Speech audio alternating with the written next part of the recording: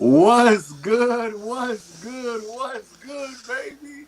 Welcome to NBS Central's Let's Talk About It, hosted by yours truly, baby, True X the Sports Junkie, and the homie from the Bay Area, Kia. What up, homie?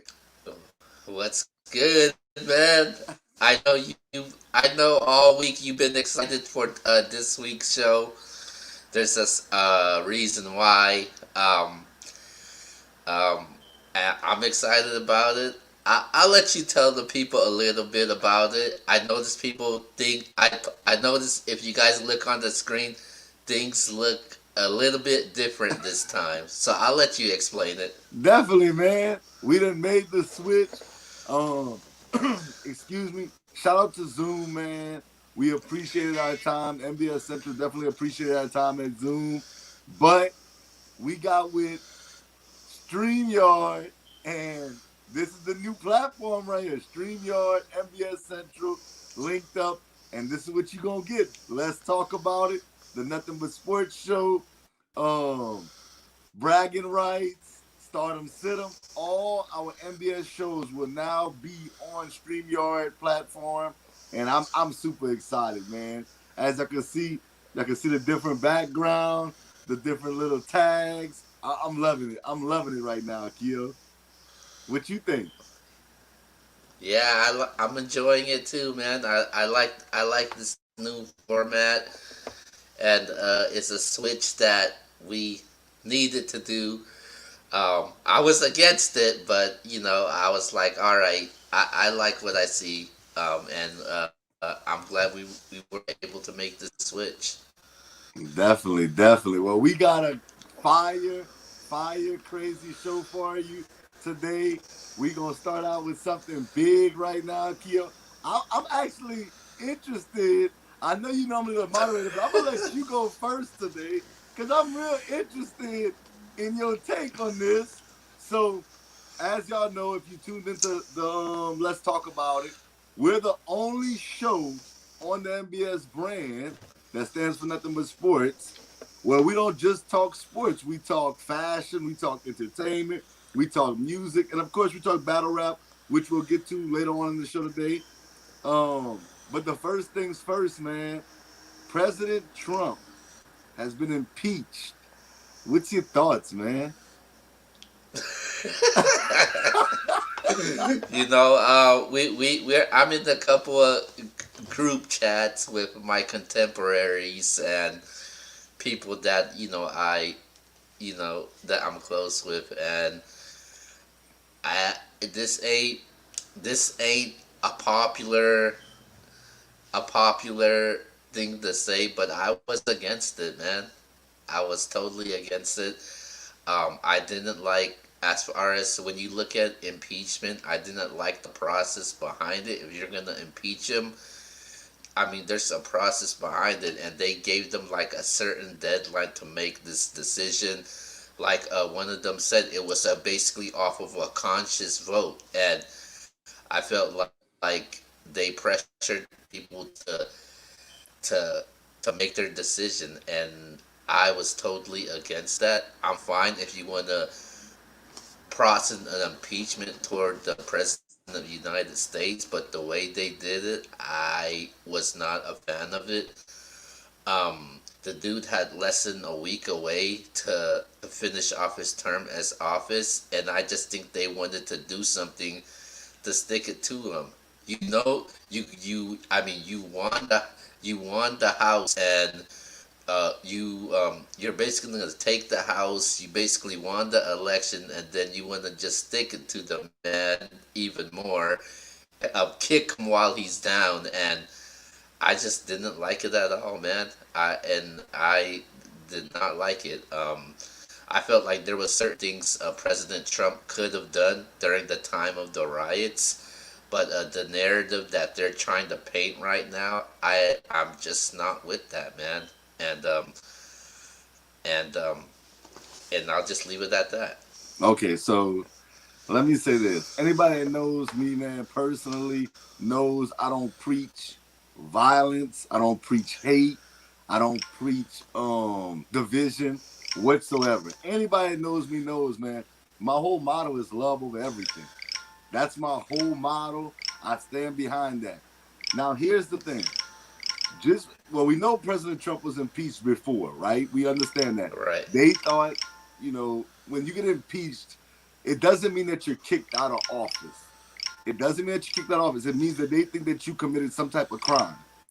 And I work at a school, and basically my job as a behavior interventionist is if somebody cuts up, I have my job is to put them up for some type of consequence. Now, does that mean that consequence is gonna stick? No, it doesn't mean it's gonna stick. We have a meeting. We have to meet with the principals. We have to have a conversation about that situation. If they feel that he committed a crime, I don't see what's the problem. That's my biggest thing. If they feel that he committed a crime, just like you and we're not above the law. If we do something, we get held to that. We get held accountable for that. And I feel like he can't be above the law either. I'm not saying, and for anybody out there, I'm not saying that he committed a crime. I'm simply saying if they feel that he committed a crime, they did everything that they had the right to do. And I understand what you're trying to say, but I can't say I agree with that. I cannot say I agree with that. Um, we've had other presidents that have been impeached. Um, and like I said, it doesn't mean that you're getting kicked out your job or you lost your job. It just means that you have basically been the people basically think that you committed some type of crime. And do you agree with that or do you disagree with that? No, I do not agree with that, man. I do not think he committed a crime. I honestly don't think he committed a crime. I don't think he incited that violence at all.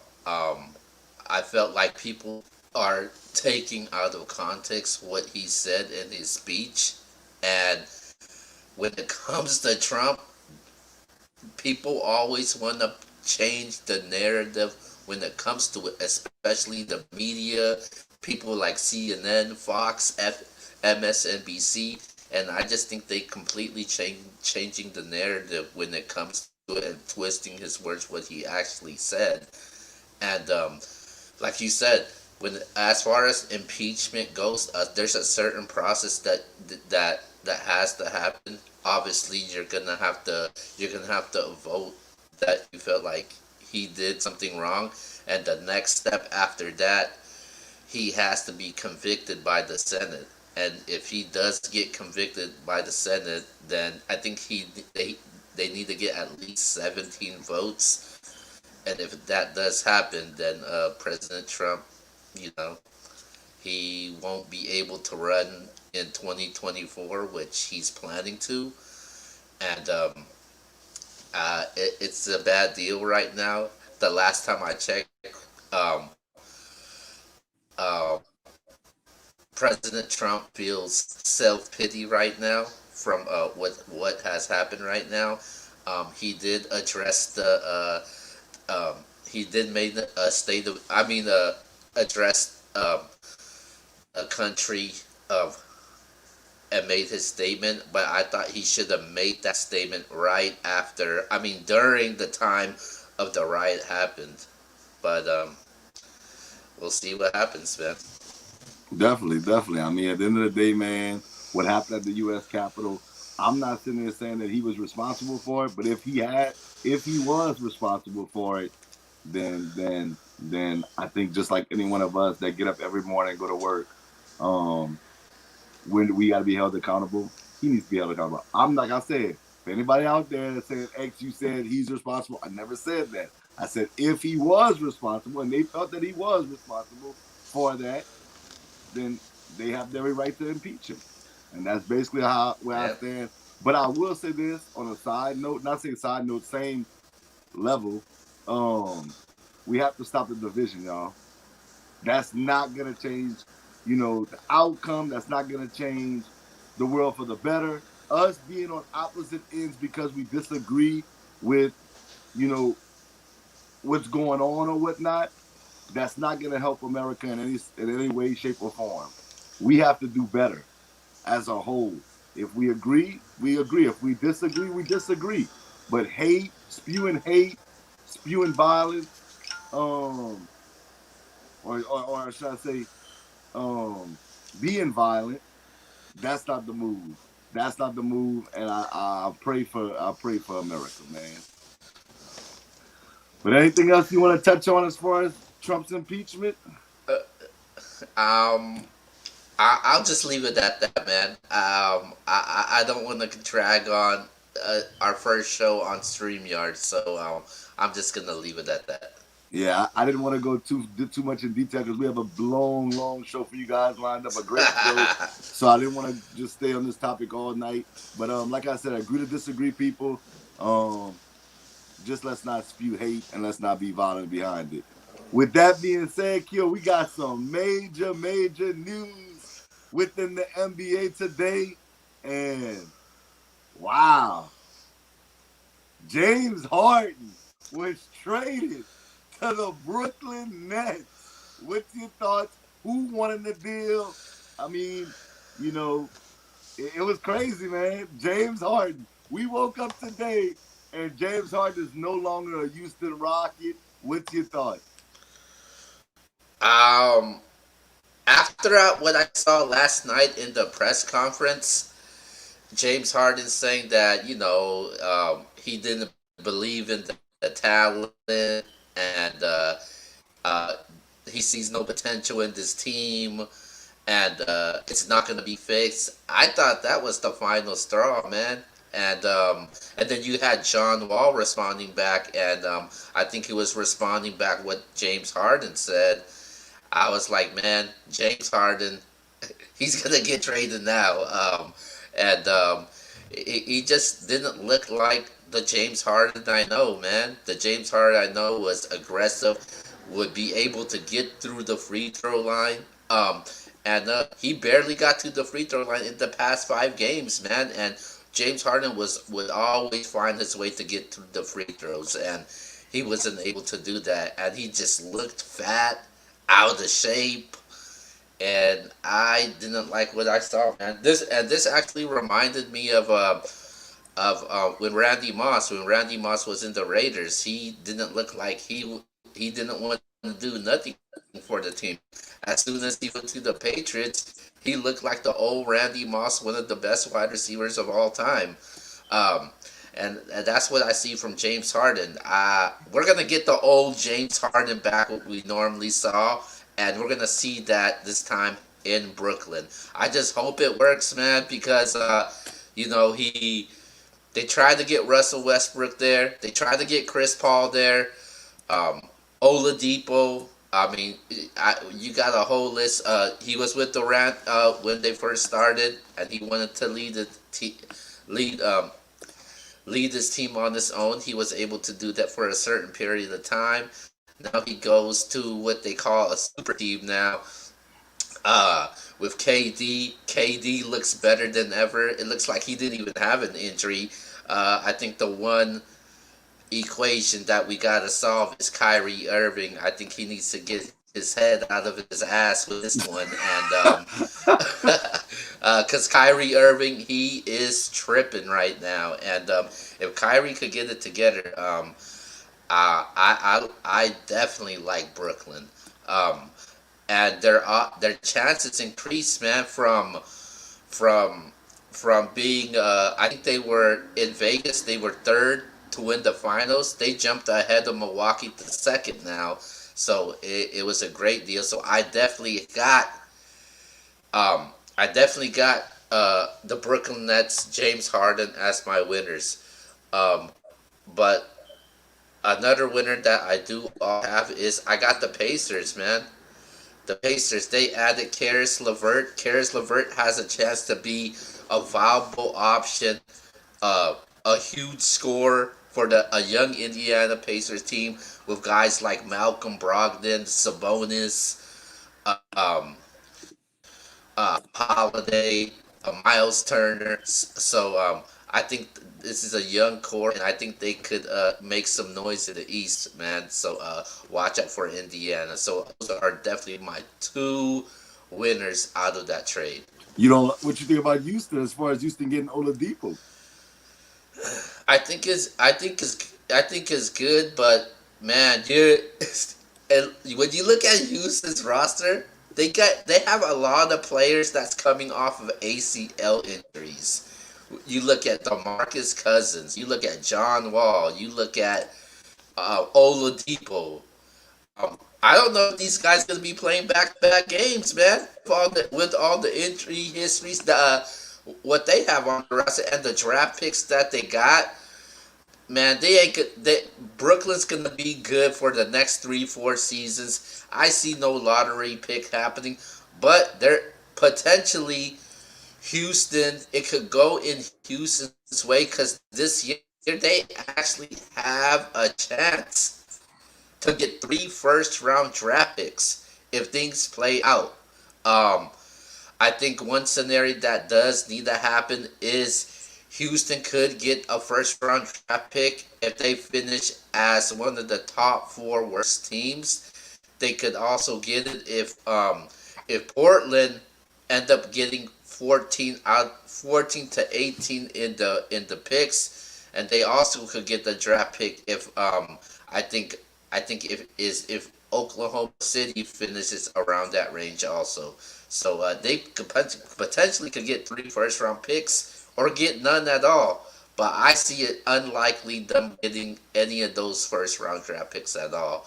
But I think what they got back is peanuts, man, because Brooklyn's gonna do pretty good, and they get 4 first-round draft picks from Brooklyn. People saying, "Hey, that looks pretty good." No, it doesn't. It doesn't look pretty good at all because we all know what Brooklyn is gonna do. Okay, I can't be mad at you. I can't be mad at you. Um, I think it's very interesting what's going on in Brooklyn. You got Kyrie, you got KD, now you got James Harden. I think giving up Jared Allen was a lot to go with Karis LeVert and all those picks, but they felt like that was the move that they wanted to make. Um, excuse me, but I think Karis LeVert going to Indiana is going to be a great move for Indiana. I know Dame Lillard tweeted out that we about to, basically we're about to find out what Karis LeVert can really do now that he's in Indiana. I like the move for Houston because they get all the draft picks. I know you don't like that. I'm not saying that they're winners, but I am saying that they're starting fresh. They got rid of a guy that didn't want to be there, and they got Oladipo, an all-star caliber player with a lot of draft picks. I have no issue with the trade for anybody involved. The only person, or only team, I should say, well, I should say person and team. The only interesting thing is, what in the hell were the Cleveland Cavaliers doing? Why would they go get Jared Allen? You got Andre Drummond. You got Larry Nance Jr. You have Kevin Love. What are they trying to be, the Monstars? I have no idea what they're doing. Um, I just don't get it. Jared Allen's a very good young prospect. I don't deny that. And maybe they're trying to move on from Kevin Love. Maybe you'll see Kevin Love get traded. Larry Nance is another young guy. I think more of a bench guy. Come off the bench and give you some energy. But you still got Drummond there. And I just don't really get the Jared Allen move. And Jared Allen was playing very good, very well for the Brooklyn Nets. That was a very interesting move to me, man. So yeah, I would definitely say, if I had to say right now, the winner obviously is Brooklyn because they have 3 guys that can go get you a bucket. They're basically walking buckets. And the East, we know, is so chaotic, so up and down. Most people pick the West to win the championship. So I would say right now, Brooklyn has definitely taken the next step in as far as winning the East is concerned. And it's also good for the East also because the Western Conference they got so many dominant all stars or superstars down in the Western Conference, where the East they pretty much got Giannis. You got Jason Tatum's coming. You got Jimmy Butler. James Harden is good for the East, man. When you got guys over there like LeBron, AD, then you see the rising of emergence of Luca, Dame, Steph Curry. Um, so I think it's definitely good for the East, because they get a pure dominant scorer in the Eastern Conference. Definitely, definitely. Well, being that we're talking about the NBA, y'all know this is Let's Talk About It. So, Keo, I'm going to let you be the moderator because that's what you are. So go ahead and go to the next topic. I kind of jumped ahead of myself early on, but let's go. So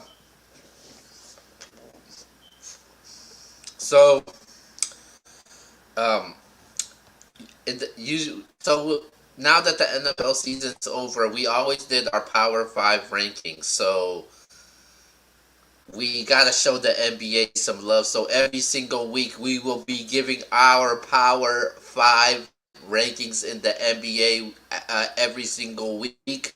Well, as a matter of fact, we're gonna be posting a graphic work on our social media networks. So make sure you go follow the Instagram and Facebook page to see what our Power Five rankings is. So, Mr. Sports Junkie, what are your Power Five rankings? All right. So, I'm going to be honest with y'all. I already know that people's not going to agree with me, and that's okay. Coming in at number 5, I'm about to shake up the room already. I got the Dallas Mavericks at 5. Yes, I got Luka Doncic. I got Kristaps Porzingis, who did return tonight and get 16 points versus the Charlotte Hornets in a 104-93 victory.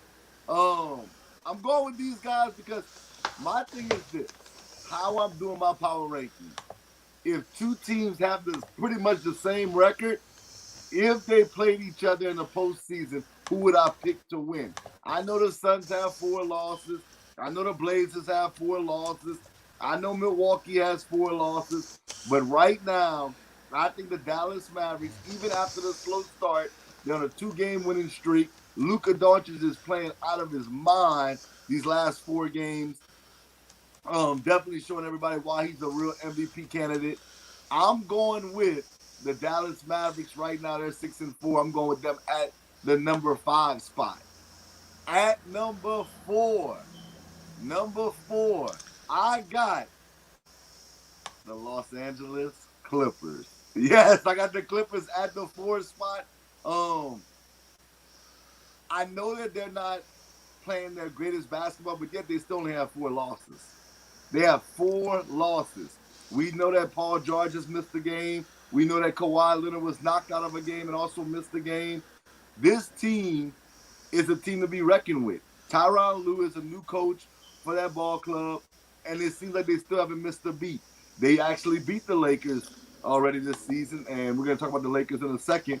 But I just think the way Paul George has been playing, he's playing like an MVP candidate. Not saying he's the MVP, people. Not saying that. No, a lot of people don't like Paul George, but he's playing very well this season. So I would have them at number 4. Coming in at number 3, I got the Boston Celtics. Now, I know a lot of people is going to say Boston should be higher, but the way Jason Tatum and Jaylen Brown has been playing has been nothing short of amazing. Both averaging over 26 points a game. Right now, they're both, out due to, COVID reasons. But nonetheless, the Celtics are balling. The Celtics actually have a better record than the team that I have in front of them. The next team I'm about to talk about. But the next team I'm talking about is the Philadelphia 76ers. Right now, today, I'm not sitting there saying you have to agree with your ex, the sports junkie. What I am saying, if I had to vote on the MVP this season, obviously it's really young, I'm giving it to Joel Embiid. Embiid is top 10 in scoring and top 10 in rebounds. When him and Ben Simmons is in the lineup, they are 8-1 this season. 8-1. They lost 4 games this season. The 3 of the 4 games, Ben Simmons and Embiid didn't play. So that's not a true representation of what they've been doing this season. Their one lonely loss was to the Brooklyn Nets with Kyrie and Kevin Durant going crazy early in the season. I love the addition of Danny Green. I love the addition of Seth Curry. I feel like those two guys really open up the court and spread the court for that team to play to Ben Simmons and Embiid's strengths. So I'm going with them at number 2. But of course, at number 1, we already know the vibes. The Los Angeles Lakers. They're the defending champs. They have LeBron James. They have Anthony Davis. You added Montrezl Harrell, 6th man of the year last year. You bring in Dennis Schroeder. This team is just loaded. Um, they have to be number 1. They have to be number 1. So there you have it. I got the Lakers 1, Sixers 2, Celtics 3, Clippers 4, with the Mavericks at number 5. What you think, Keo? I, I, I, I don't have it. I got a similar, but I got a couple teams out. Coming in now, number 5 for me. You could call me biased. I got the Golden State Warriors at number 5. God, come on. Hold on, man. The reason why I got the Warriors at 5, these dudes came back down 20 points, and against one of the best teams in the NBA, man, the LA Clippers, man, and they beat them, led by Steph Curry in that game. And Steph Curry has been going ridiculous as of late. Then that same week, they also beat a solid team in the East, the Toronto Raptors, man. I think, and then they end up, they've won 3 out of their last 4 games. They did lose to Indiana yesterday, but just going off of the power rings from week 4, I do have the Warriors at 5, coming at number 4 for me. I think people been sleeping on this team as of late, but I have the Phoenix Suns at number 4. I think they only have 3 losses, man. Mikal Bridges been stepping up. Devin Booker has been feeling himself the last couple games, man, and I like what I see from Devin Booker. It looks like the old Devin Booker. Devin Booker, he's trying to get used to the rotation, with Chris Paul being the new addition to the team. So I got them at number 4. Coming at number 3 for me, I got the Philadelphia 76ers at number 3, man. They're dealing with some COVID-related issues right now. Ben Simmons haven't been playing, but Joel Embiid, man. If I had to pick MVP right now, Joel Embiid would be up there, man. Joel Embiid, he's been healthy. That has been his biggest issue. And Joel Embiid is finally living up to who we thought we would be from that young center coming out of Kansas. And with Doc Rivers there, I like what this team could do. You add Danny Green, and I think he dropped over 20 points yesterday without Ben Simmons in the lineup. So I definitely got them at number 3. Coming in at number 2, coming at a strong number 2 for me. I'm going with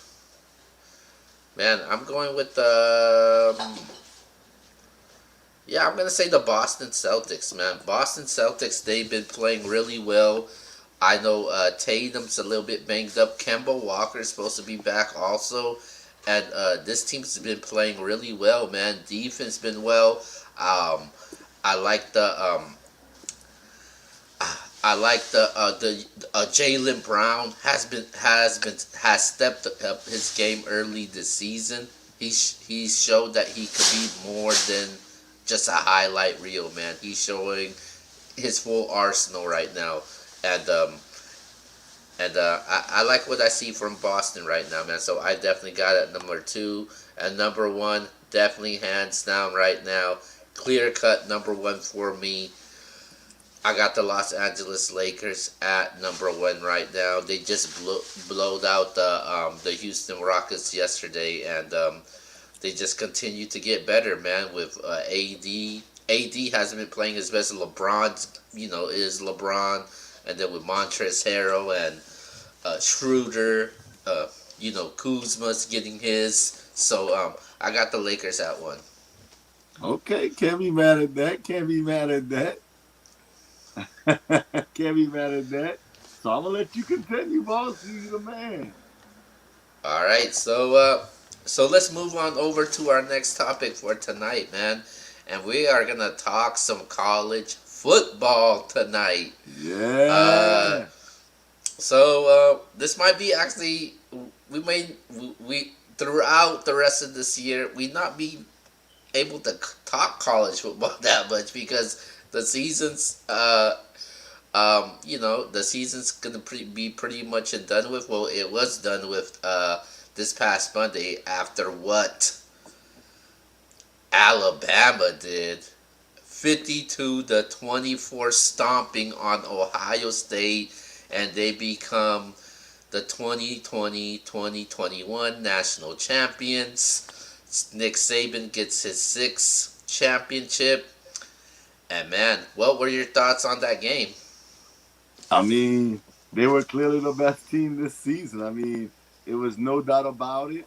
You got to give it up, Alabama, Davonte Smith, Najee Harris, Mac Jones. Don't get me started, Keo. And you better not start talking crazy. But they were the best team from beginning to end. COVID definitely, I think, played a part in everything this year. I think for all sports. Um, you knew Nick Saban would have his team prepared. If there was one team that you thought would be prepared this upcoming season, was the Tide. A lot of talent coming back, but they even overcame adversity with Jaylen Waddle getting hurt early in the season. So I give it up to them. They were clearly the best team this season. I have no issue with saying that. I know I'm an LSU fan. Everybody knows that, but they were the best team, and you got to respect that. Yeah, man. Um, I thought it was gonna be a competitive game. Obviously, it wasn't. Um, I had Alabama winning, but uh, they they more than won this game. They dominated this game, and there was no way you could have stopped this Alabama offense, man. Just the weapons that they had, man. And then with Jaylen Waddle coming back, that was just made it more convincing for people to even pick Alabama just to win this game. With Davonte Smith, Jaylen Waddle, Mechie, um, Najee Harris, Mac Jones throwing the ball, and you got Dylan Moses on the defense, Sertain led by the secondary. So it was just, and it was a good send up for Sarkisian and Devontae Smith also, man. It was good to close things out, and I never seen Nick Saban so happy before winning a title, man. I think this was that. Usually, he's like Belichick, but at least he smiles or shows some type of excitement compared to Belichick. But Nick Saban was really happy compared to all the championships I was able to see him win. I think that this meant a lot to him winning this title, especially what this team had to go through this season. Definitely, big facts, big facts. So we always talk about last year we had this topic also, especially the records that LSU broke. So this year we're gonna talk about it again because there's mixed reactions when it comes to what this Alabama team did. So this Alabama championship team, man, where do you rank this team all time? Ooh, ooh. Man, I need help from our viewers, man. What do y'all rank Alabama all time? I actually saw they asked Joe Burrow this question today, and Joe Burrow said, "Come on, man. You know who would win a game between us last year and Alabama this year? You don't have to ask me that." Shout out to Joe Burrow. They're clearly not number one for me, and it's no disrespect to Alabama. I think they had one of the best seasons ever. Um, but I do think COVID definitely played a part. And you could actually make the case that that them having to overcome those adversities and those obstacles catapults them over other great teams. But for me, I think they're a really good team. Do I think that they're the best team ever? No, I don't think they'll beat the LSU team from last season. For the most part, that Alabama team that we saw this past week, for the most part, their star key guys played on last year's team, and they lost in Alabama, in Tuscaloosa. So I'm not about to sit here, and I'm not saying they get better this season. I'm not saying that, but I do think LSU's a better team than them all time. I would have to put probably some of those USC teams with Reggie Bush and Matt Lyon and them in front of this Alabama team, and clearly, the Miami Hurricanes. A few of those teams would definitely be in front of Alabama, but Alabama's definitely up there. I would probably rank them top 10 all time. But that's about as high as I can go. I don't think they're a top 5 team. I think they're a really good team, but I can't put them higher than that. Um, man. Before you go, let me ask you this, because I know you're a big fan of Matt Jones, and I know you're a big fan of the Alabama culture out there. Is this the greatest Alabama team ever? I think this is the greatest Alabama team ever. Oh wow! Um, Okay. the reason why is because you look at what they have, man.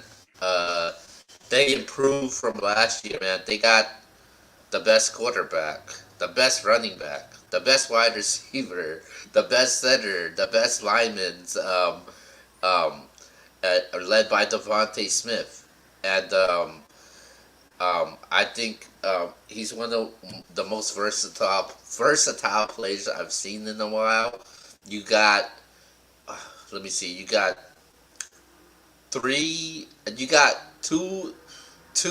two guys that was a Heisman finalist. Three of those guys, you had three guys that was in the top five in the Heisman race. So it's like, damn, man, how could you really compete with this and what this team had to go through? Especially, they barely know as far as going through COVID and having to deal with not being able to practice that much as far as training, conditioning, and this team was able to deliver the way they did, man. And the amount of points this team was able to put up and the numbers they put up, I think this is one of the best Alabama football teams I've seen in a while, man. And and nobody really gave them a competition, man. I mean, there were some close games with the Floridas, the Ole Miss, but from what we were able to see in the playoffs with teams like Notre Dame, powerhouses like Notre Dame and Ohio State, they beat them down convincingly, man. Like it wasn't even a competition at all. Like I I just don't see no other Alabama championship teams that could compete against this Alabama championship team. I don't know, boss. That's tough. Trent Richardson, when they blew out Notre Dame, that was a tough team, man. That was a tough team. They had some good teams, man. I'm surprised you said that because I know how much of a fan you are to your guy AJ McCarron. I thought surely you was gonna say maybe one of his teams was the best team ever. But it's always fun. It's always fun to talk about this. So would you rank them? Let's have the real conversation. Are they better than last year's LSU team? Hell no. Wow, I thought for sure you was gonna say yes. I You thought know, for I sure. I gotta keep it real, and I know certain people are tuning in that are gonna call me out on it if I say what I say, and I just gotta call it how it is, man. Like you said it, man. Last year they nearly had the same damn roster at LSU ran the damn scoreboard on them. I mean, they made it close though, but Joe Burrow said, "Man, this is the time. I'm about to shut this shit down." Um, um, and then I do gotta excuse the fact in that game, Tua was playing injured in that game, and Mac Jones when he took over as a starter, I think the final two games he didn't look like the Mac Jones that we saw this year. I mean, I know what I saw from Mac Jones because I kind of predicted it during our NFL draft show. And Mac Jones, I think Mac Jones is probably one of the best quarterbacks that I've seen that play for Alabama, and that's hard. And that's hard for me. No, I'm putting. Oh my God! Stop! Just when you look at, dude, dude, just take a look at this, man. Mac Jones broke the record that Joe Burrow held in the championship games, man. From yards to touchdown passes, he's the third. I think he's the third player to throw for 5 touchdowns in the national championship game. And also that he had the highest quarterback efficiency of all time in championship games. He had the highest QBR in championship games. So man, you got to give it to this guy, man. I thought he should have won Player of the Game, man. My God. Because Davonte Smith, he got taken out in the first half, man. And Mac Jones said he had 200 receiving yards in the first half. Yeah, but let's not hold on.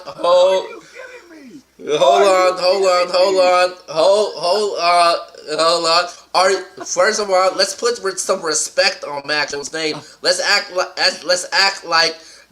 like he didn't break Joe Burrow's record, throwing over 450 yards and 5 damn touchdowns. Put some respect on that. And the highest to beat Clemson.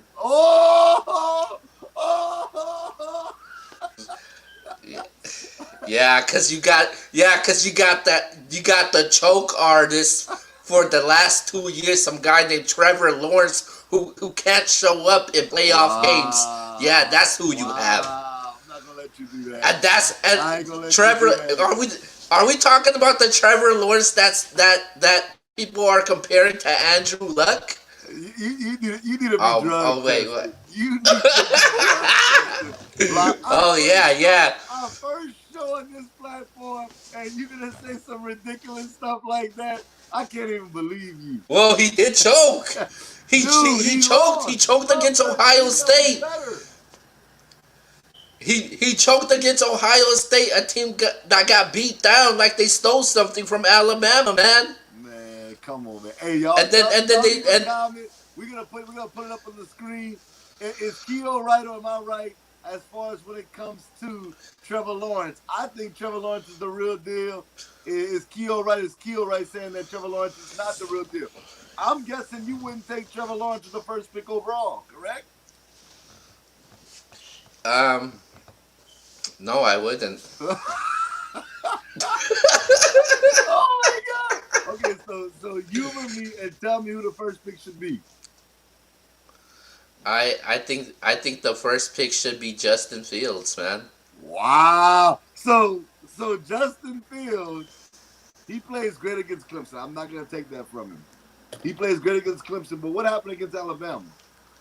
Well, he wasn't 100% in that game, man. Okay. And you can't compare the talent from the skill set players from what Ohio State has and Alabama has, and that was just fair. But if you look at talent wise and the overall skill set, athleticism, the way the quarterback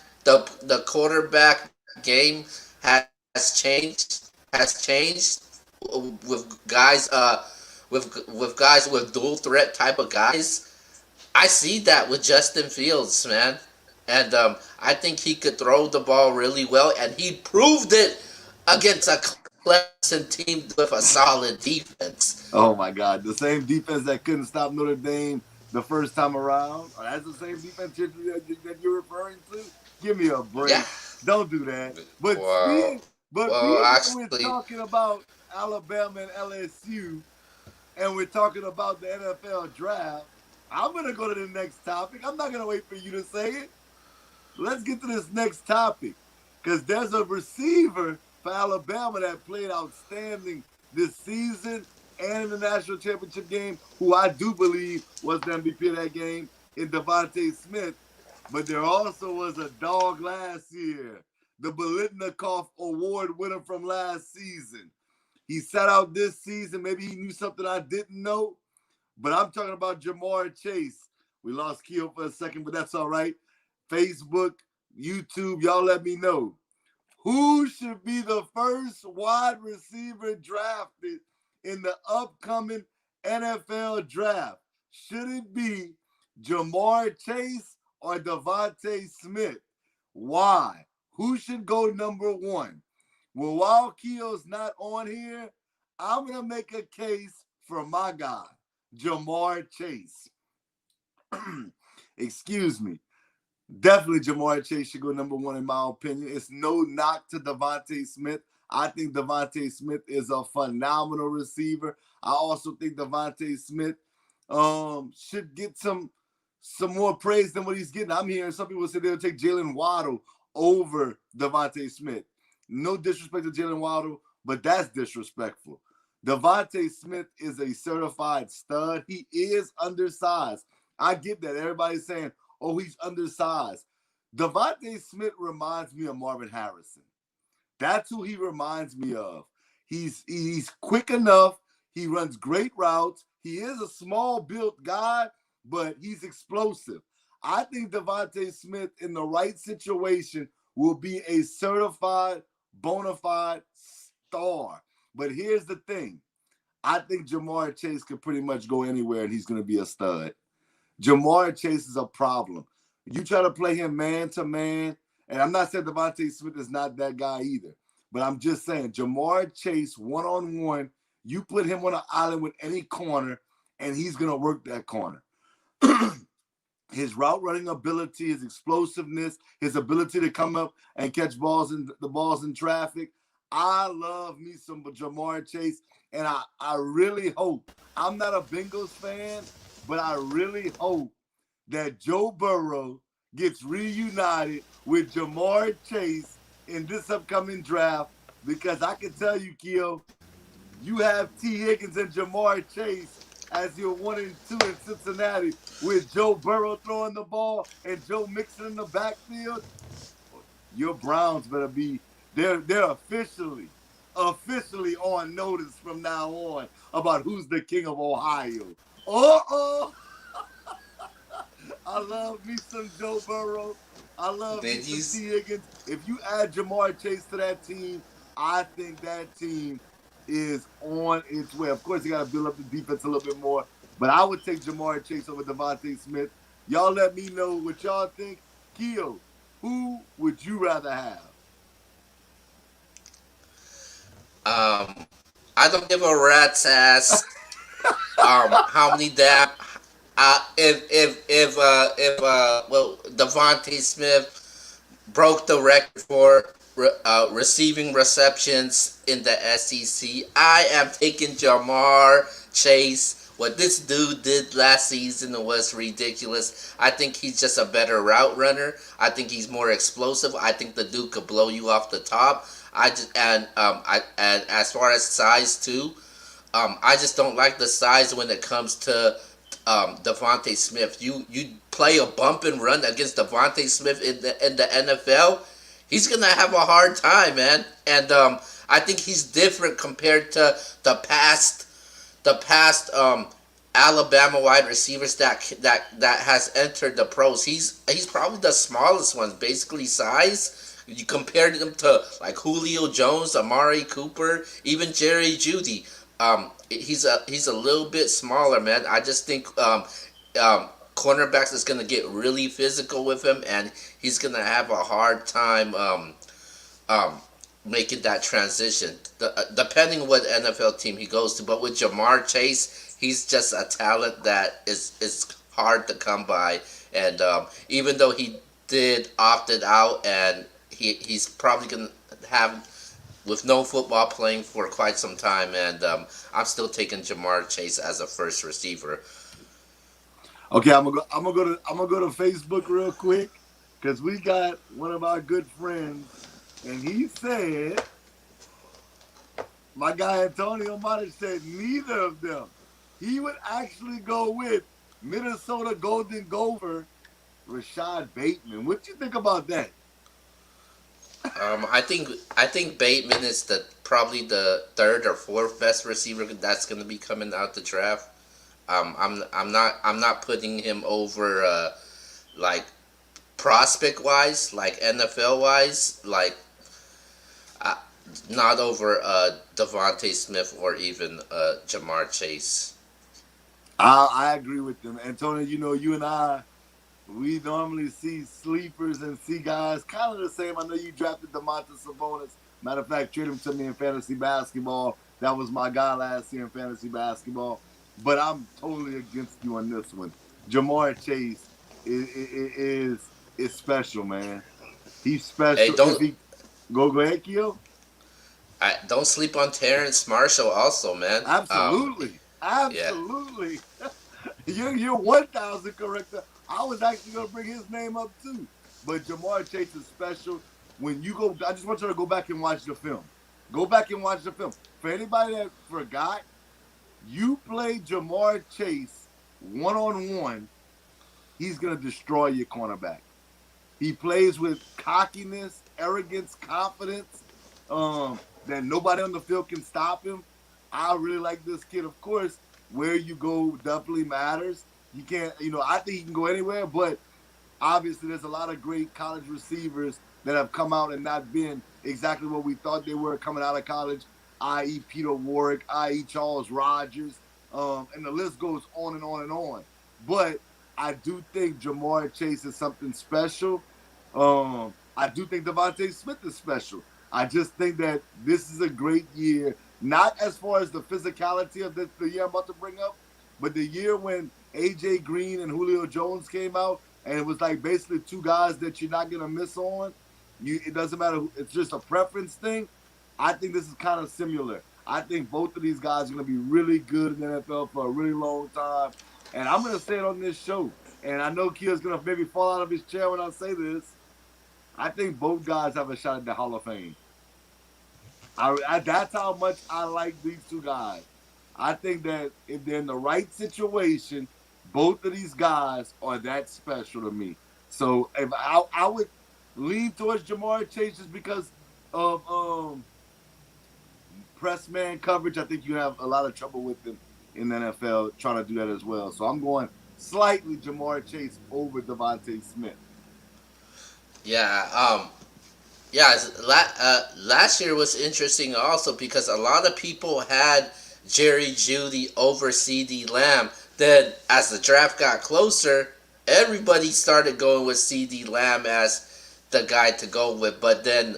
Uh, but then they had guys like Henry Ruggs creeping up. But the guy that showed out, my guy, Justin Jefferson. You were right. I gotta give you props about that. You were right about that. I still think when it's all said and done, CeeDee Lamb will be the best receiver from that draft class. I know you're loving that, but Justin Jefferson was definitely a great find for the Minnesota Vikings, and you was high on him all along at LSU. Yeah. So we can get to the next topic, Keo. Interesting. All right. So let's go to the NFL, man. Play. Yeah. So super wild card week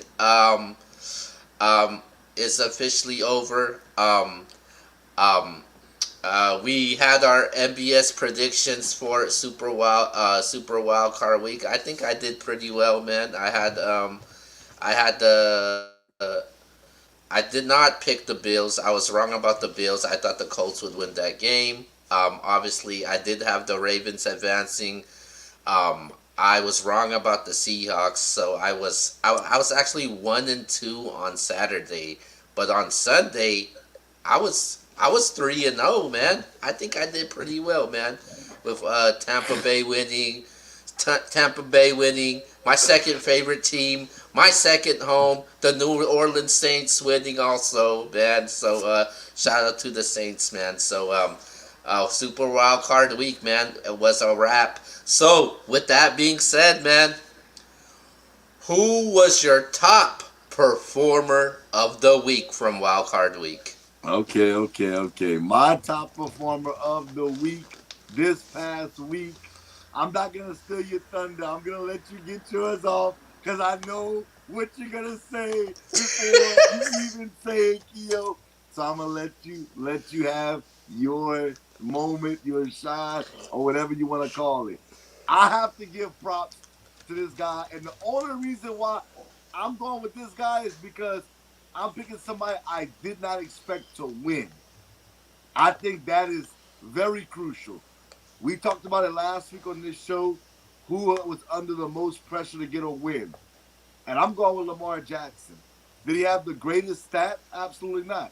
But they were down 10-0 with all the pressure on the road against a team that I thought was really good. Now defensively, they have their struggles, but you were up 10-0 and you got the dub. So I'm going with Lamar Jackson as my top performer because I really and truly thought they were going to lose that game. And if you'd have asked me last week, outside of maybe the Saints over the Bears, I thought that was pretty much a lock. I thought for sure the Titans was going to beat the Ravens, and I was definitely wrong about that. So shout out to Lamar Jackson. He has an extremely tough task this week. I know I have never been on the bandwagon, so he can prove me wrong again this week. I know we're going to do predictions in a second. Well, y'all know where I'm leading towards already. But that's my performer of the week, top performer, Lamar Jackson, the Baltimore Ravens. Man, I'm about to tell you a real top performer of the week, man.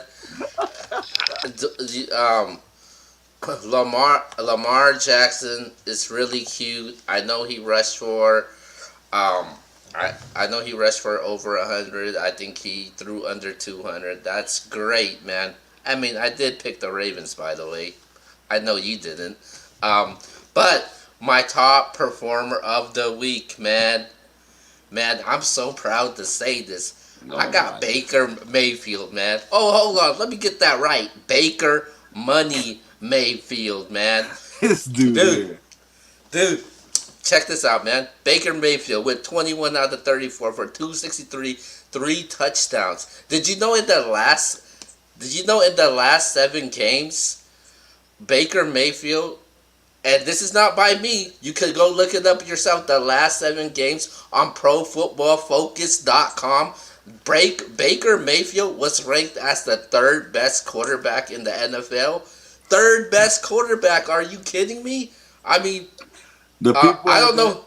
What was the site you just said? ProFootballFocus.com, man. Everybody at Pro Football Focus needs to be drug tested. Are you kidding me? The 3rd best quarterback. Yeah, maybe in his division.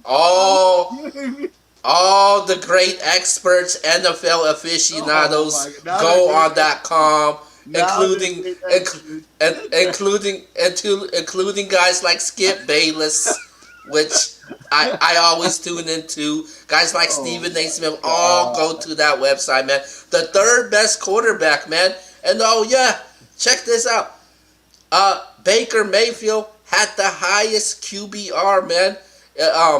It's basically a combined stat as a quarterback. Those of you who don't know what QBR is, of everything you do as a quarterback, and that's even a combination of running also. So Baker Mayfield in Super Wildcard Week had the highest QBR out of all quarterbacks on Super Wildcard Week, man. Are you kidding me?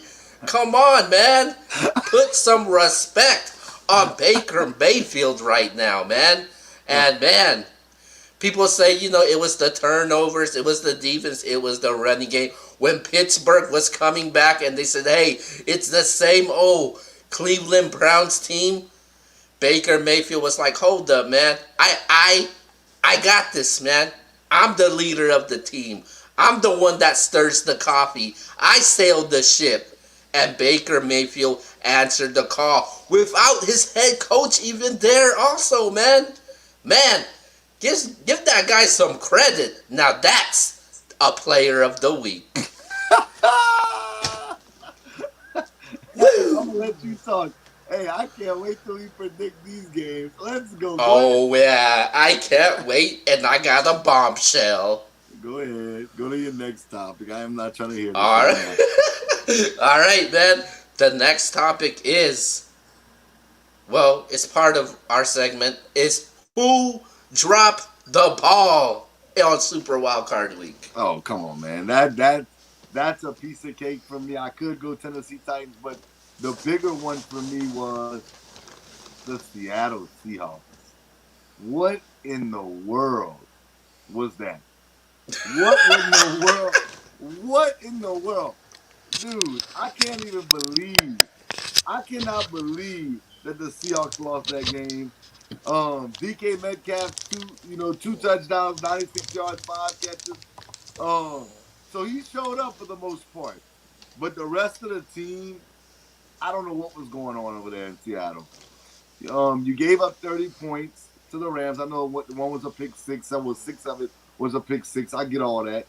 But you're at home. I know it's not the same because COVID's going on. But you lost to a team that lost to the New York Jets. Are you kidding me? Are you kidding me? So yeah, clearly for me in this case, clearly for me, the one team that I did not, I'm not gonna say I didn't expect to lose, but to lose in this situation, they lost to a hurt Jared Goff. Cam Akers is still running the ball right now, still running. He's still going. They still haven't stopped him. So I'm going with the Seattle Seahawks. They are the team that dropped the ball to me. I'm dumbfounded that they lost that game. The team that dropped the ball for me is, man, the Indianapolis Colts, man.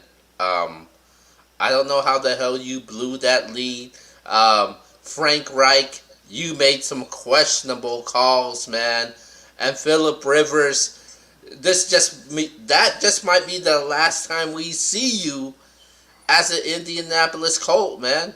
And man, Indianapolis, man, they definitely dropped the ball. They had the game in their hands. They were controlling the tempo of the game, the time of possession of the game, but some way, somehow, they screwed it up once again in a wild card game, just like the game a couple years ago when they played against the Kansas City Chiefs. So I got the whole Colts team dropping the ball.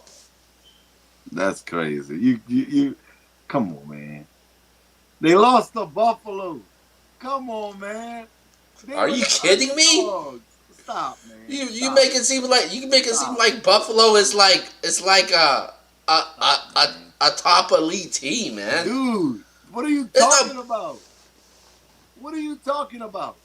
The Buffalo Bills were the favorites to win that game. Yeah.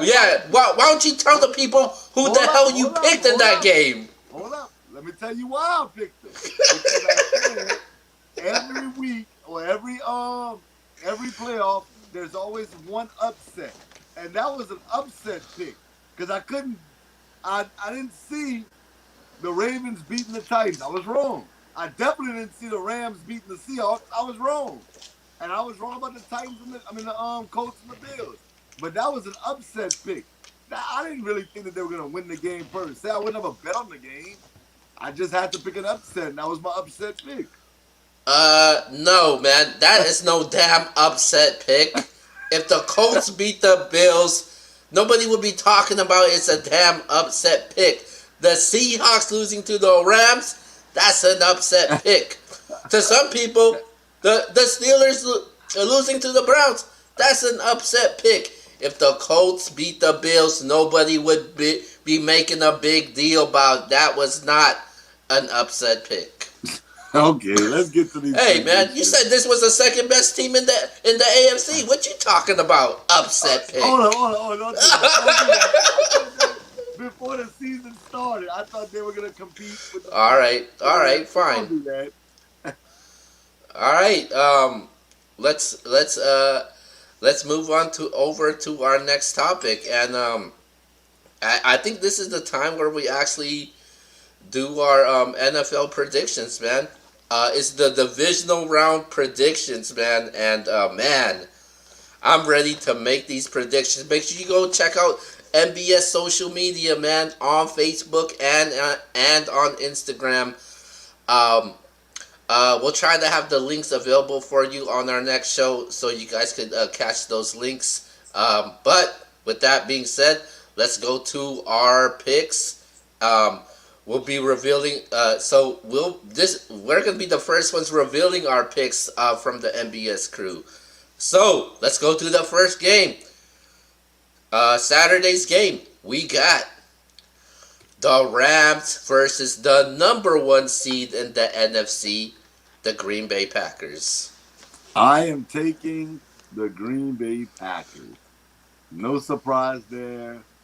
Jared Goff did look okay, not great, but okay enough to get the dub. Cam Akers looked really good. The offensive line looked really good. The defense played ball. Um, but I think playing in Green Bay is a little too much for them.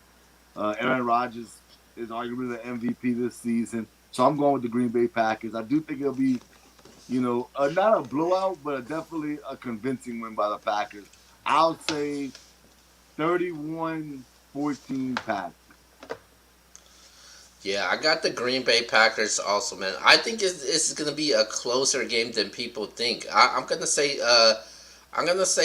27-23 Packers, man. I think they got the running game going and the passing game.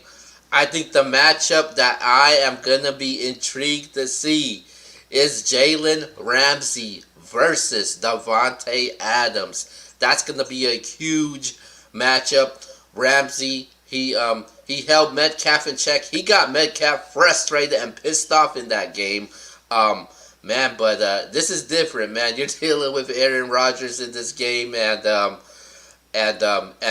they got a good defense also. Green Bay, people talk about the Rams defense, but I just think Green Bay's more balanced. Good defense, good offense. They could run the ball, and I'm rolling with the Green Bay Packers. All right, this next matchup, man. In the AFC, we got the Baltimore Ravens versus the Buffalo Bills. Oh, man, this is the toughest one for me.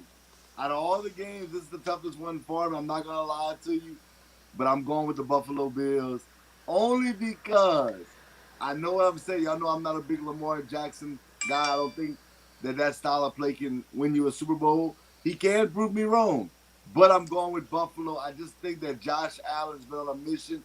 I am a bit concerned because sometimes Josh Allen, and he almost blew that game with that sack and that fumble against the Colts. Sometimes, we don't get always the best Josh Allen.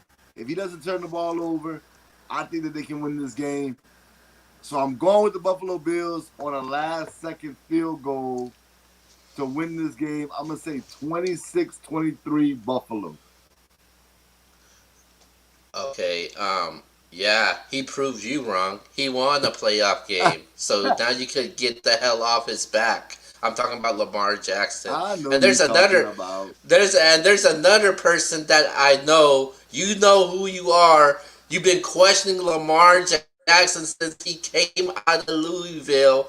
I'm not gonna say your name, but you know who you are, and put some respect on Lamar's name. He's more than just a running back. He's a quarterback also. But with that being said, I'm taking the Ravens over the Bills, man. With the led by the coaching of John Harbaugh, I think Lamar Jackson is gonna get another win. The running game with J.K. Dobbins and Ingram. And I think Lamar Jackson will make enough plays to win this game, and I think Josh Allen in this game will have a hard time moving this ball. So I'm taking the Baltimore Ravens over the Bills in a very low scoring game. I'm gonna say 20-17 Ravens. Okay.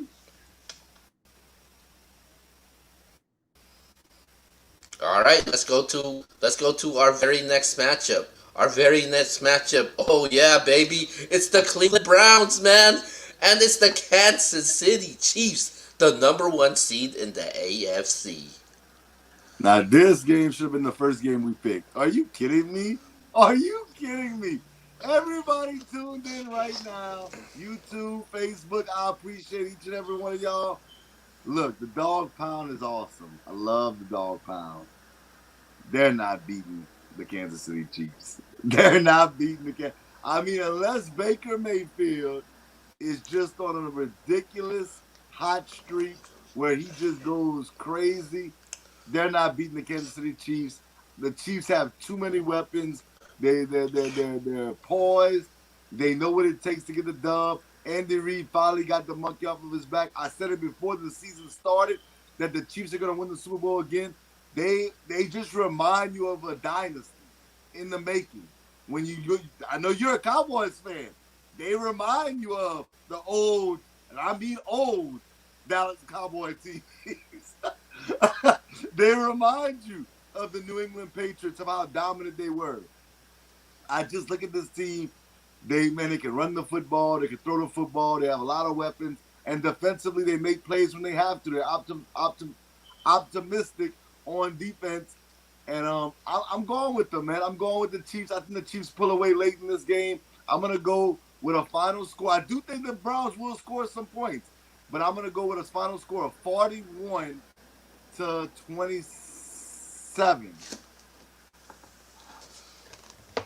Okay. um, so everybody's riding this flavor of the. Don't do it, Keo. Don't do it, Keo. I'll make you as many cases as you want right now. So when it comes to the Kansas City Chiefs, as soon as they won the Super Bowl, everybody was so quick to jump the gun. The Chiefs are going to the Super Bowl. Oh, Chiefs gonna win the Super Bowl. Well, hold on, man. Not so fast, man. Put some respect on the teams that's actually in the playoffs. Patrick Mahomes, I understand what you've done, man. Props to you, my man. But Travis Kelce, understand what you've done. Probably a top 5 all-time tight end when it's all said and done. Andy Reid, glad you finally got your Super Bowl ring, but this is a new season. You got a target on your back now, but this ain't your year, man. I'm taking the Cleveland Browns in an upset, man. Cleveland Browns will win this game. I guarantee you the Cleveland Browns will win this game, man. The Cleveland Browns will dictate this game. I expect Baker Mayfield to outplay Patrick Mahomes. There's a reason why the last 7 games he was ranked the 3rd best quarterback by ProFootballFocus.com, man. So and then in the playoffs, man, you got to run the ball, man. And who better to run the ball than the 2-headed monster, Nick Chubb? Kareem Hunt going against his old team. You think he doesn't want revenge against his old team? Are you kidding me? Come on, man. And then the defense is very underrated, man. And Baker Mayfield beat the best defense in the NFL, man. The Pittsburgh Steelers, man. And they had no answer for them, man. It doesn't matter. Still the best defense. And stop cutting me off. They beat the best defense in the NFL, man. And I expect the Cleveland Browns to win this game. And now you get the coach of the year, Mr. Stefanski, back with Baker Mayfield. Oh man, with Baker and Stefanski, this could get really ugly, man. Good luck, Patrick Mahomes, because Myles Garrett is coming after you. Be afraid, my friend. Be afraid. And I'm picking the Cleveland Browns to win this game. All right, well, 34-27. well, the comment section is lighting up right now. I'm gonna put one of these comments on the board right now. Again, for my guy Antonio, man. If Cleveland beats Kansas City, I'll buy Keo a Baker Mayfield jersey. Uh-oh! Oh, and you know what? I was actually thinking about getting buying a Baker Mayfield jersey also. Oh my God, Keo, you need to be drug tested. I'll bet you however many cases you want right now. You name your price. I don't care. I will bet 10 cases to your 5 that the Chiefs beat the Browns this upcoming week. Are you kidding me? Oh my God. A deal? You got yourself a deal, my friend. Okay. Let's get to the last prediction because this is the one that I'm nervous. Uh-oh. I ain't gonna even lie. Uh-oh. Here I ain't we gonna hold you. go. The biasness will finally kick in now. All right. Now, oh man, I'm looking forward to this matchup. We got the Tampa Bay Buccaneers. They will be traveling to Louisiana versus the New Orleans Saints. Now, since that's your team, I'll go first. Okay, this game, you playing a team for the third time, and that's the toughest thing to do, man. Beating your divisional rival the third time, man, because they know you from top to bottom, man, and I'm pretty sure they're not gonna make that same mistake. But when it comes to Tampa Bay, uh, they the New Orleans Saints defense give them the worst matchup, man. They cause a lot of matchup problems, not just in the front seven, but in the secondary also. They just, for some reason, they just have their number, man. But I just don't think Tampa Bay is gonna make that mistake once again, man. I think they're gonna correct their mistakes, and I think Tampa Bay will find a way to win this game because Drew Brees doesn't look like Drew Brees, and I just think Tom Brady is playing on a higher level than Brees right now, and just the weapons that they have down there with with Jones, Fournette played really well, and the weapons with Antonio Brown, Mike Evans, Godwin, Gronkowski, Braid. And I think the question is the defense, Tampa Bay's defense. I think you mentioned a couple weeks ago, their defense has been looking sluggish, man. I just think they're going to have to air up a lot of points in this game. And I'm rolling with Tampa Bay, man. I just don't see the Saints beating them for the third time. And I got Tampa Bay advancing to the NFC Championship game in a very high-scoring game. Wow. You disrespect the Saints. Wow. The floor is yours, my friend. Hey, I'm not even gonna hold y'all. Hey, look, I'm gonna be honest with y'all. I'm extremely nervous. I'm not even gonna lie to y'all.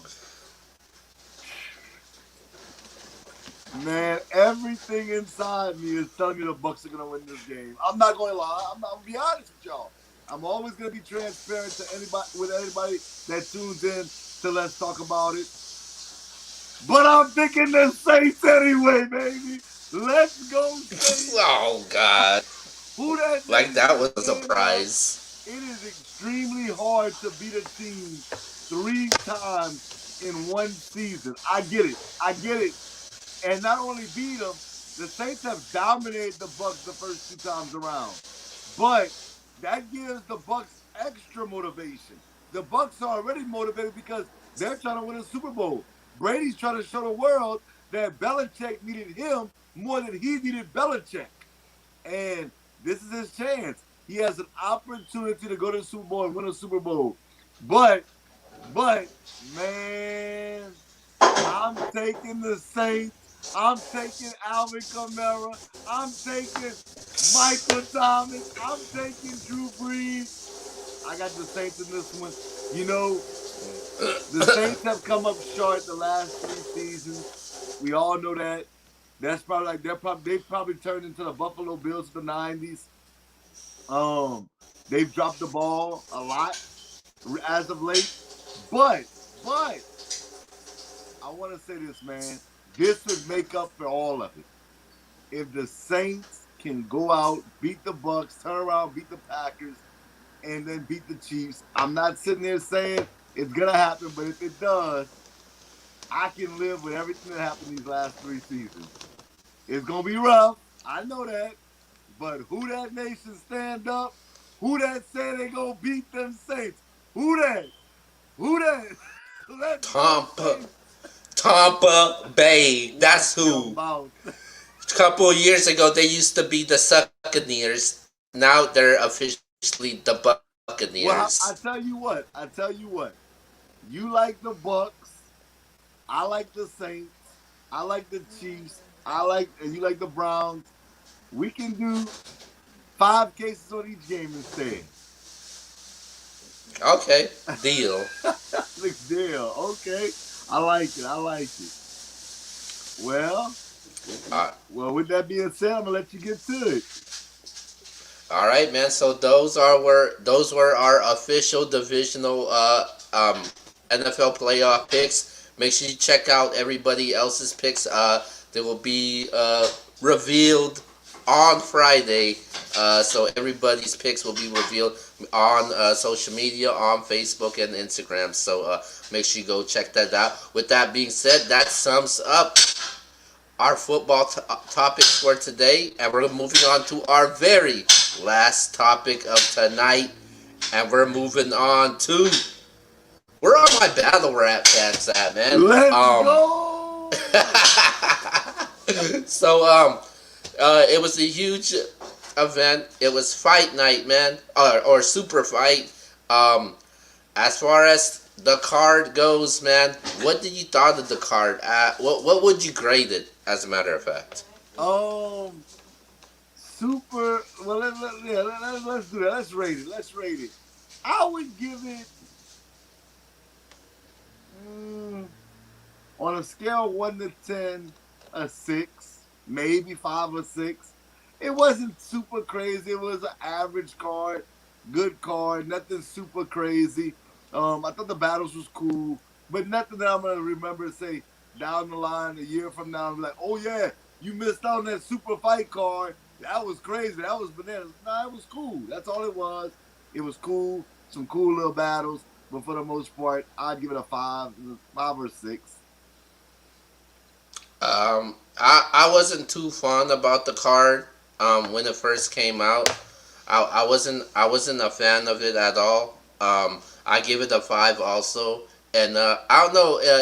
I mean, we have to cover it because we're part of the media for battle rap, and we got a lot of huge supporters and battle rappers that has came on the show. So obviously we have to cover it, but I wasn't into it like the normal events, man. And I'm being completely honest with you guys. I mean, I tuned in, I watched it, but I wasn't so too fun, and it didn't intrigue me, and it didn't move me at all, man. And I mean, we got our predictions of how we had the battles, but that's how I had it, and I give it a 5.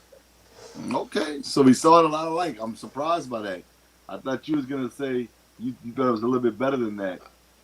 Nah, and the battles on there, I felt that like the battles that were set, they were like extras. They were throw-ins that didn't make like cards like a gnome battle or a smack volume battle. I just thought some of those battles were just booked. I just booked out of nowhere, and the matchups didn't make sense at all. So that's just how I felt towards that battle. Big facts. So Big facts. So speaking of the battle, so who did you had?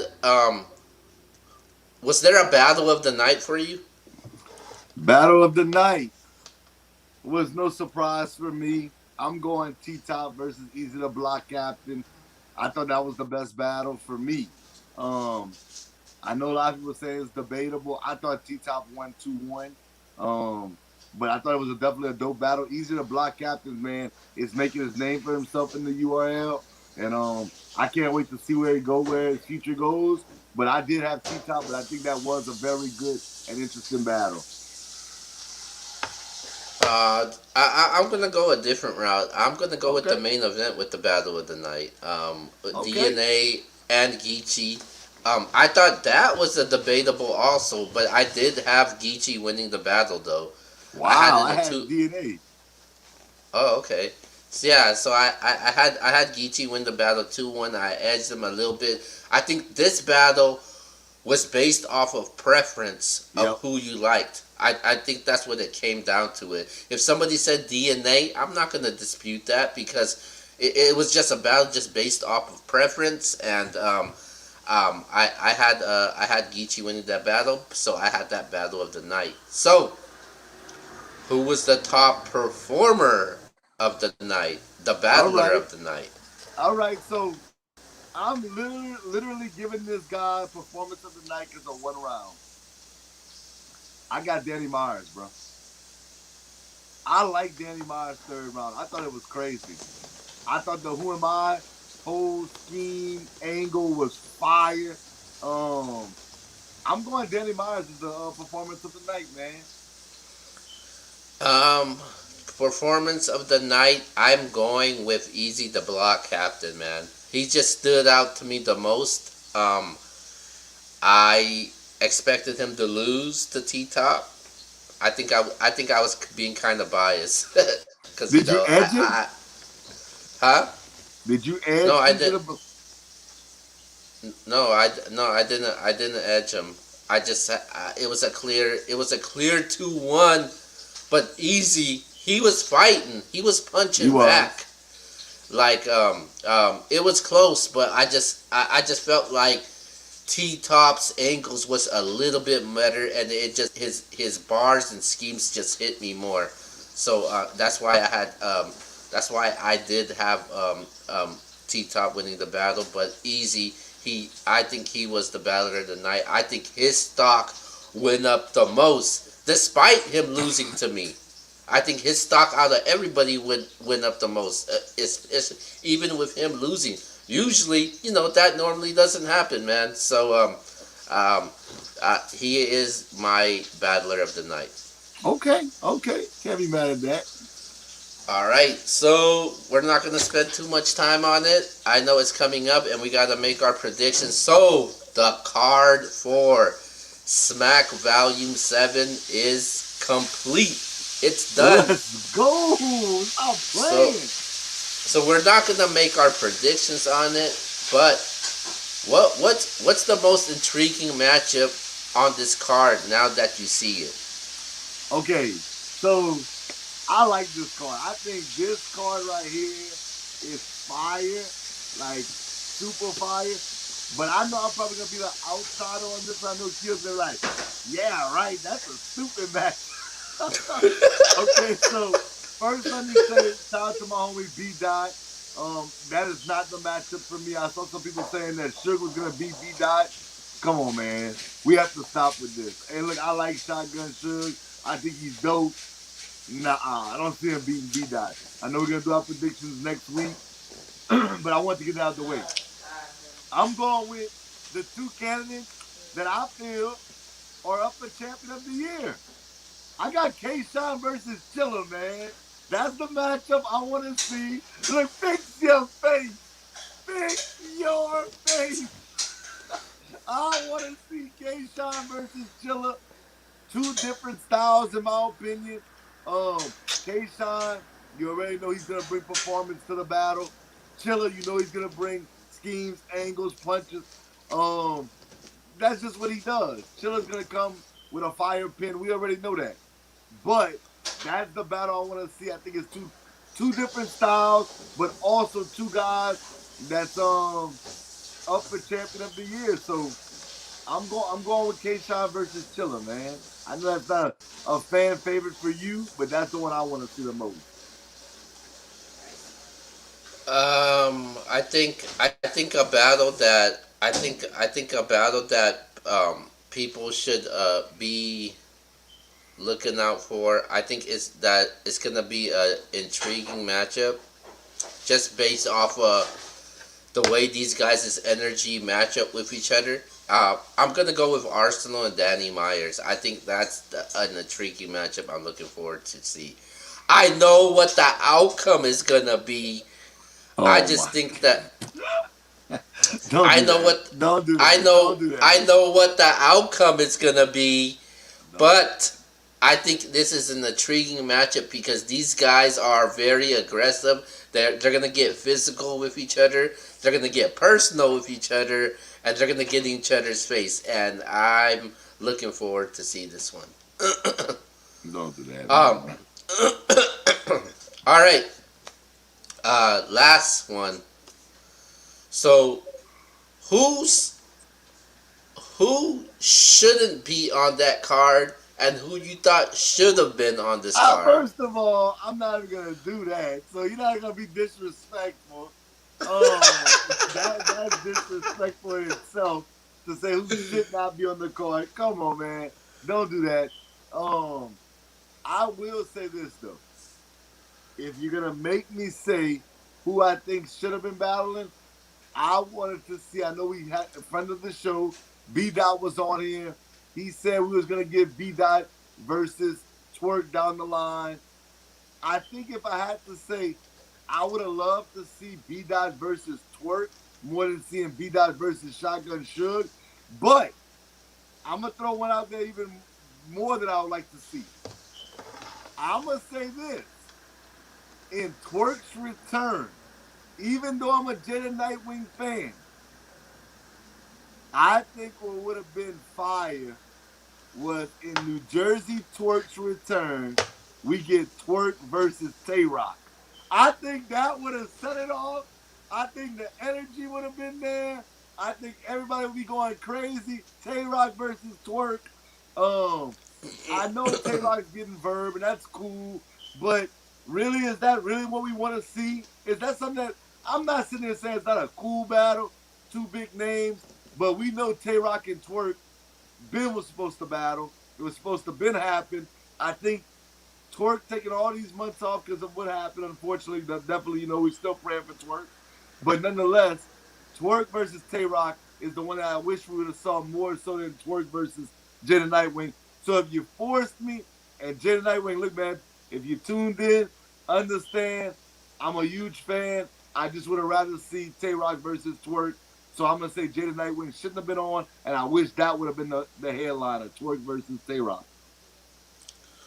Um, so I'm not gonna say these two don't deserve to be on this card, but a battle that I would replace to have on this card because I don't think Twerk and Jada Nightwing makes no type of sense at me at all. Come on, man.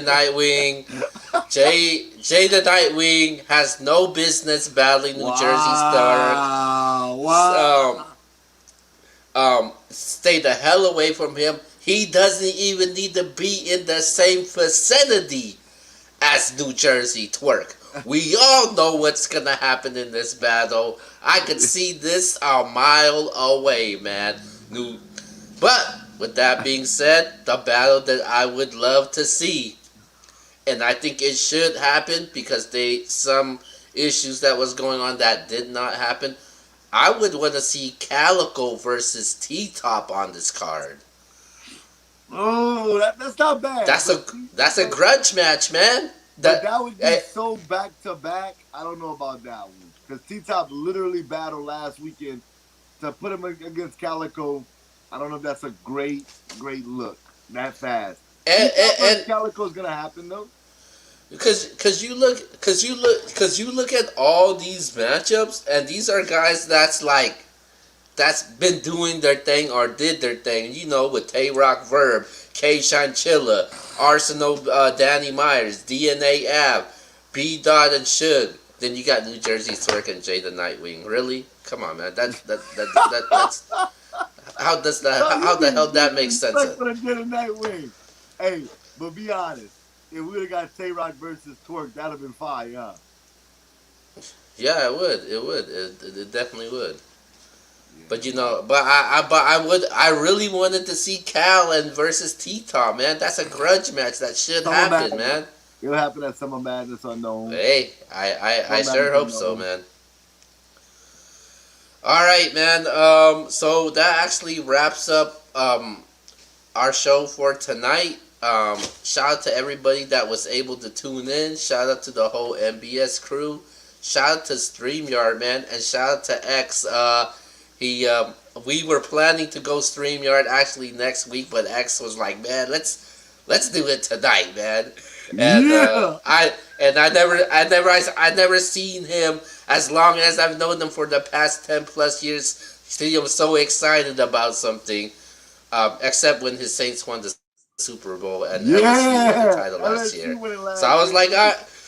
I was like, all right, man, you want to do it? Let's do it then. So we here, man, and shout out to everybody, man, and I feel great, man, and I definitely enjoyed tonight's show, and this is something huge moving on forward, man. Doing StreamYard. I'm seeing the comment section. Y'all know my brother Cello, he's a big Alabama fan.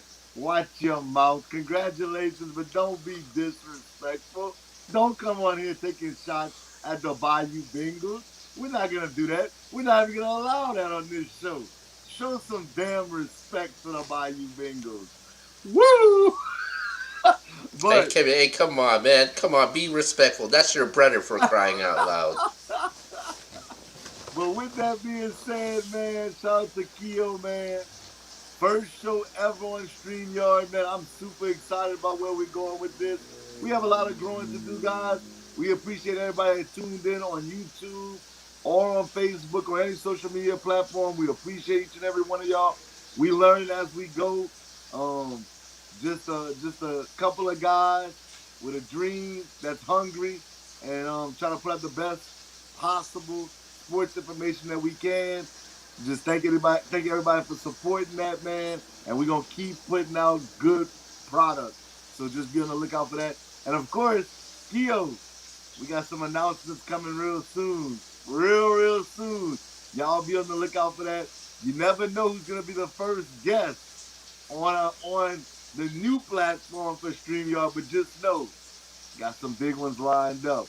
With that being said, I'm Trex the Sports Junkie. That's my man Keo, man. This has been NBS Central's Let's Talk About It, the #1 show on the Oh brand. yeah, baby! And that is Woo! shots fired. That is shots fired at somebody right now that possibly tuned in. Watch your mouth, Justin Martin. Justin, get off our screen. Don't talk about my Gatorade bottle in the background. Watch your mouth and good luck on your show. We want to see what you got. But with that being said, Bam! but with that being said, man, we out. Peace, love y'all, man. Talk to y'all later. See y'all next week.